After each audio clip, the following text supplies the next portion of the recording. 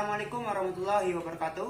Perkenalkan, nama saya Anang Fajri Perdana dari kelas 10 MIPA 1 nomor absen 5. Pada kesempatan kali ini saya akan menyampaikan pendapat saya mengenai mosi debat kali ini, yaitu banyak tayangan televisi yang merusak moral bangsa. Saya di sini sebagai tim afirmasi menyetujui mosi tersebut. Kenapa? Karena saat ini sudah banyak perusahaan televisi yang mengutamakan AdSense, keuntungan dari tayangan yang mereka pertontonkan dibandingkan dengan kualitas tayangan tersebut. Saya akan menyoroti dua konten yang menurut saya bisa merusak moral bangsa dan tidak sesuai dengan nilai-nilai Pancasila. Yang pertama, saya akan menyoroti konten berupa sinetron. Sinetron masa kini sudah banyak sekali mempertontonkan adegan kekerasan, adegan perkelahian, adegan percintaan yang tidak layak dipertontonkan, adegan perkataan kotor yang tidak pantas untuk ditiru. Faktanya, sekarang dengan dipertontonkan hal tersebut, banyak sekali anak kecil yang mulai suka berkelahi, baik itu anak kecil maupun remaja. Banyak juga anak kecil maupun remaja yang sudah mulai bercintaan di masa sekolah. Itu bukan hal yang patut untuk diteruskan. Maka dari itu, jika terus-menerus hal tersebut dipertontonkan, generasi kita akan mengalami kemunduran moral, ya.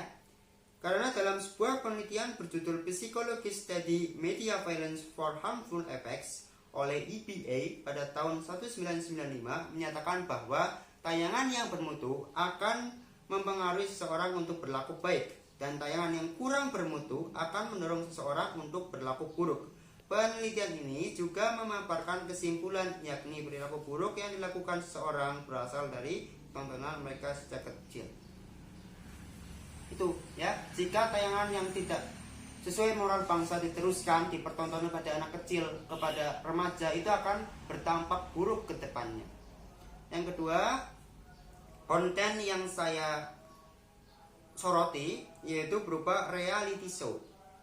Banyak reality show yang menyimpang dari isi siarannya, membuat cerita seakan-akan dibuat-buat, penuh rekayasa, dan hanya mengejar rating semata, tanpa mengutamakan pesan yang akan diterima masyarakat dari tayangan tersebut.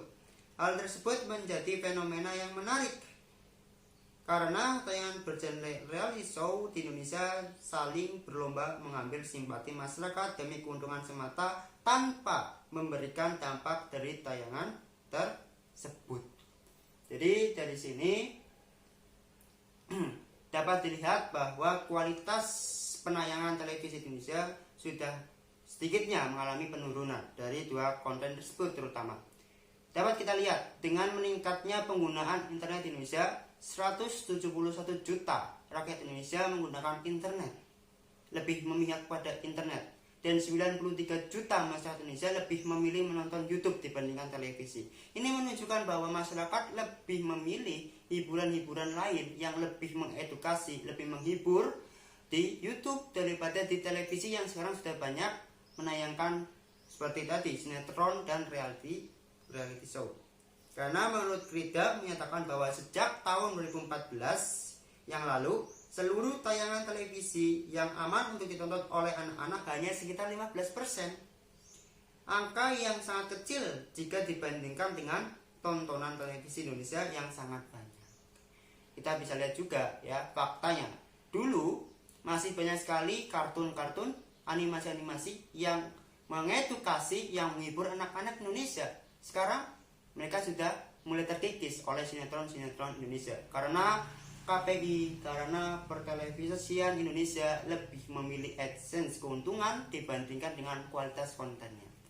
Jadi saran saya ke depannya, semoga KPI maupun perusahaan pertelevisian Indonesia lebih bisa menyaring, memilih tontonan-tontonan yang layak untuk dipertontonkan kepada rakyat Indonesia, kepada masyarakat, anak-anak Indonesia, generasi penerus bangsa.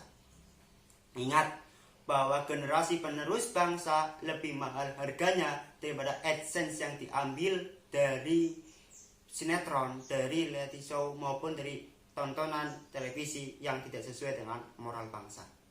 Sekian pendapat dari saya terhadap mosi debat kali ini. Kurang lebihnya mohon maaf. Wassalamualaikum warahmatullahi wabarakatuh. Terima kasih.